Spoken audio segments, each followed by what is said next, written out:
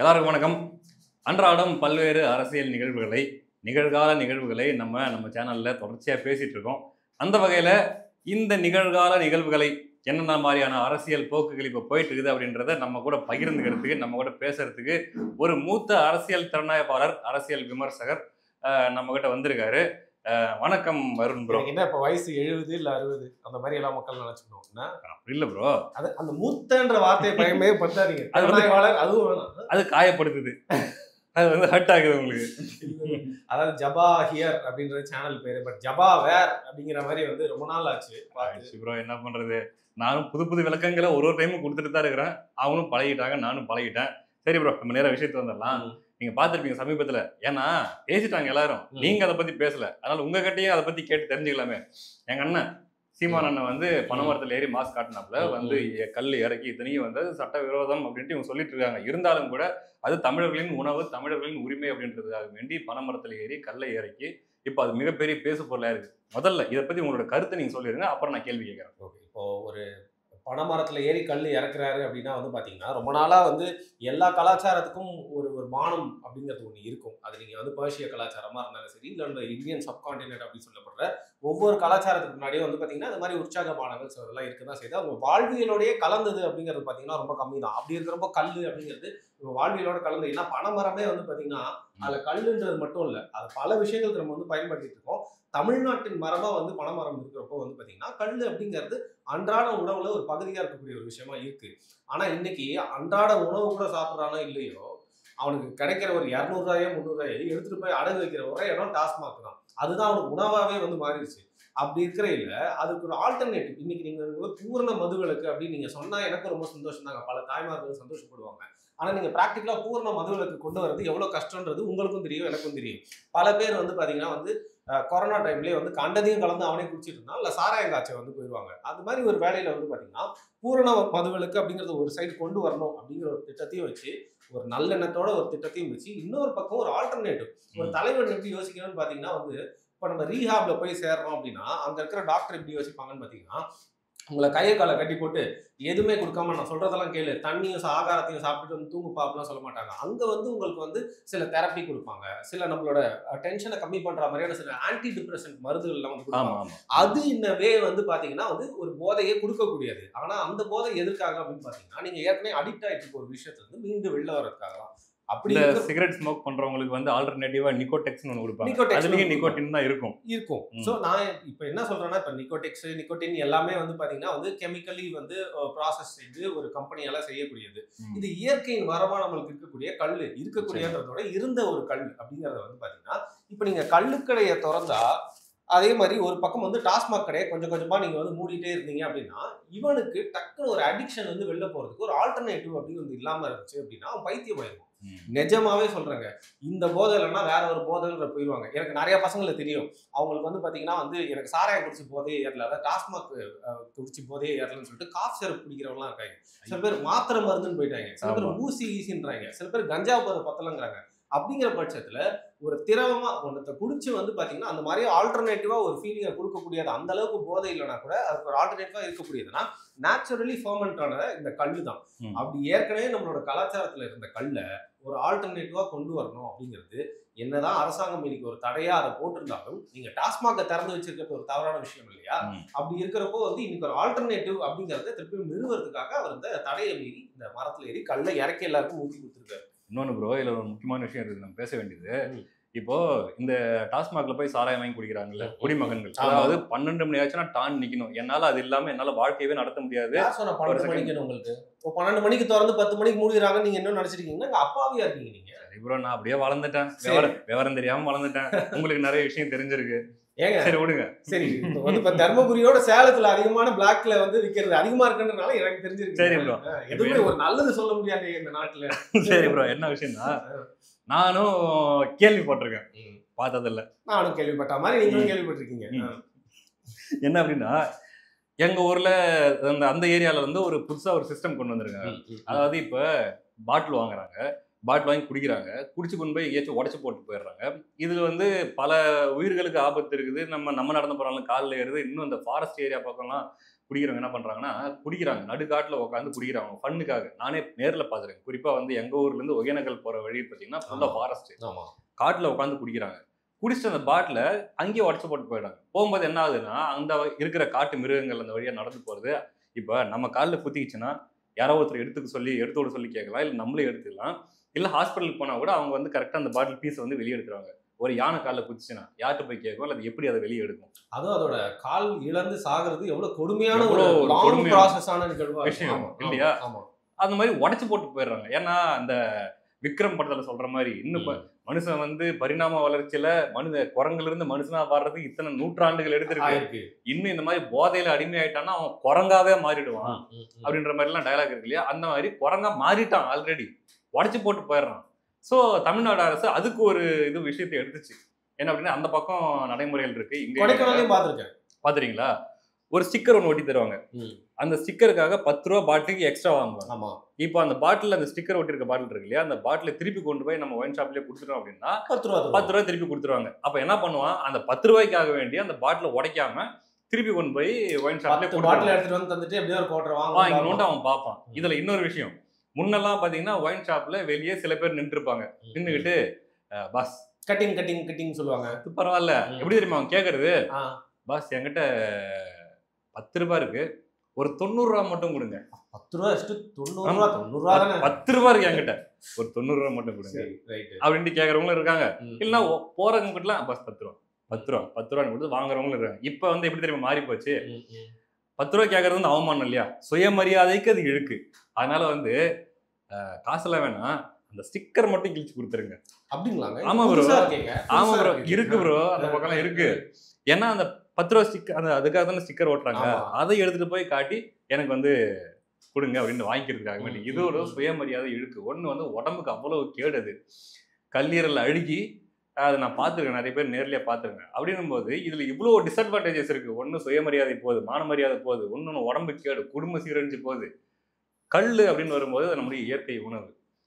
அதுல லாபம் அடைகிறவங்க பார்த்தீங்கன்னா ஒரு கார்பரேட், கல்லுல லாபம் அடைகிறவங்க விவசாயி. இதுல வந்து உடம்புக்கு அந்த அளவுக்கு கேடு கிடையாது, நம்மளோட உணவோட கலந்தது. ப்ரோ நேற்று கூட ஒரு வீடியோ ஒன்று பார்த்தேன், மரத்துல வந்து பசங்க கல் ஏறி இறக்குறாங்க. அப்போ வந்து அவங்களே போடுறாங்க, என்னங்க உள்ள ஏதோ பவுடர் கலக்குறீங்க, அது வந்து போதைக்காக கலக்குறீங்களா அப்படின்ட்டு நிறைய பேர் கம்ப்ளைண்ட் பண்ணியிருக்காங்க. பாருங்க கையில வச்சு காட்டுறாங்க, ஃபுல் ஊதி காட்டுறாங்க, பாருங்க கண்ணு முன்னாடி கலக்கு சுண்ணாம்பு. இது சுண்ணாம்பு போட்டா அது பதனி, எதுவுமே போடாம டைரக்டா இறக்குனா அது கல். அப்போ பனைமரம்ன்றது எவ்வளவு ஒரு குணம். அப்ப அதுல இருந்து வர்ற சாறு வந்து உடம்புக்கு கெடுதல் பண்ணிருமா? நிச்சயமா பண்ணாது இல்லைங்களா? அப்போ இததான் வந்து நரசிம்மர்கள் சொல்ல வராரு. ஆனா இந்த திராவிட கோஷ்டி மறுபடியும் இவர் வந்து போதையை திணிக்கிறாரு, இவங்க குலத்தொழிலுக்கு கொண்டு போறாரு. ஒண்ணு கல்லுன்றது அதுவே ஒரு போதை பொருளாம். யார் பேசுறதுன்னா இந்த சாராயம் விற்கிற திராவிட கோஷ்டி பேசுது.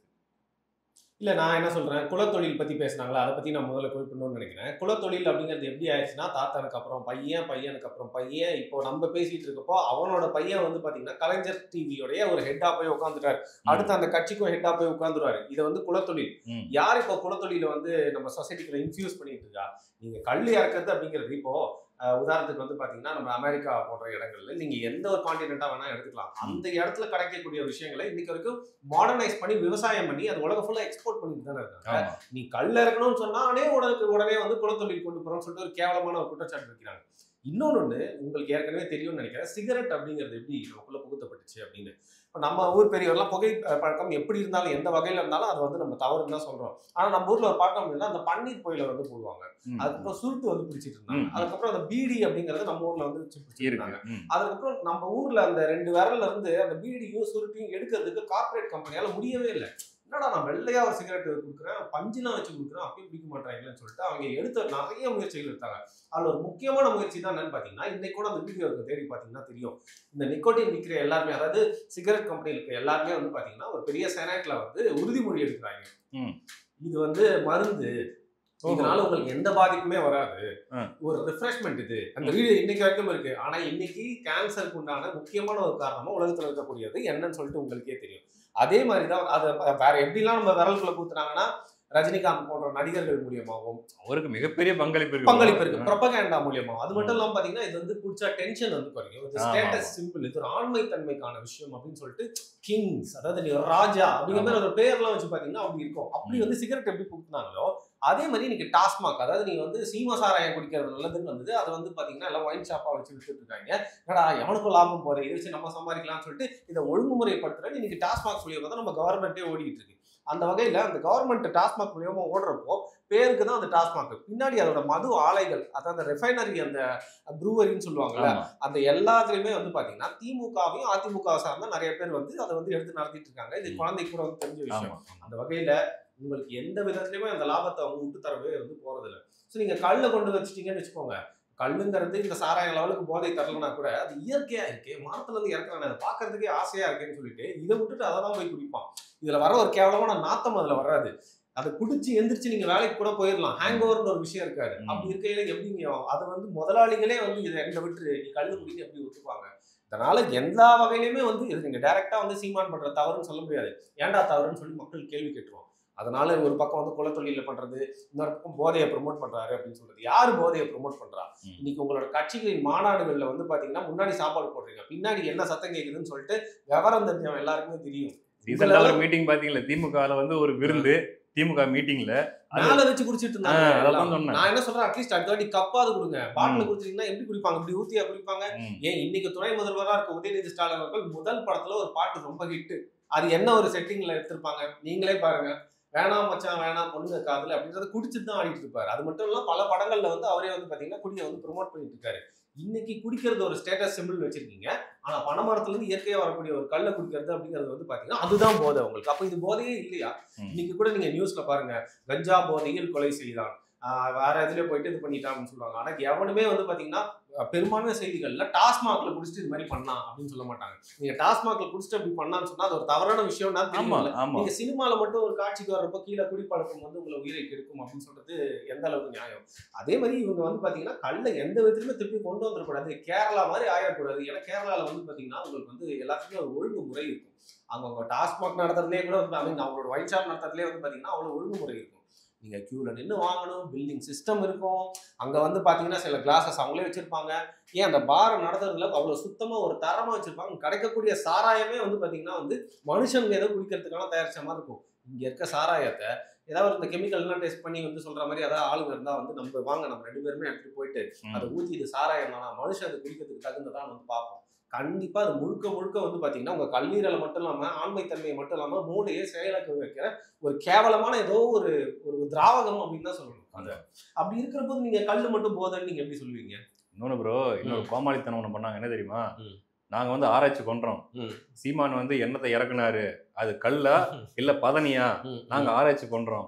உண்மையாவே அது கல்லா இருந்தா சீமானை கைது பண்றதுக்கு நடவடிக்கை எடுப்போம். எங்க இன்னும் நடவடிக்கை எடுக்கலையே. அது இல்ல, நீ என்னத்தை போய் வெங்காயத்தை ஆராய்ச்சி பண்ற, கல்ல இறக்குறன்னு தானே அவரே சொல்லிட்டு பண்றாரு. நான் என்ன சொல்றேன், இன்னைக்கு ஏன் அவங்க கைது பண்ண மாட்டாங்கன்னு எனக்கு தோணுதுன்னா, சீமானை மட்டும் கைது பண்ணிட்டா இந்த விஷயம் ஒரு 80 பேருக்கு தெரிஞ்சதுன்னா, சீமானை கைது பண்ணோன்னே இன்னொரு 160 பேருக்கு தெரிஞ்சு அதனோட கல்லாண்டா இறக்கிட்டாரண்டா சரிடா, இப்போ எதுக்கு இந்த டாஸ்மாக திறந்து வச்சிருக்காங்க, எதுக்கு அந்த கல் இறக்கணும் கைது பண்றாங்கன்னு மக்கள் எல்லாம் தாங்களே ஒரு விழிப்புணர்வு அடைஞ்சு கல்லை நோக்கி போயிடுவாங்க.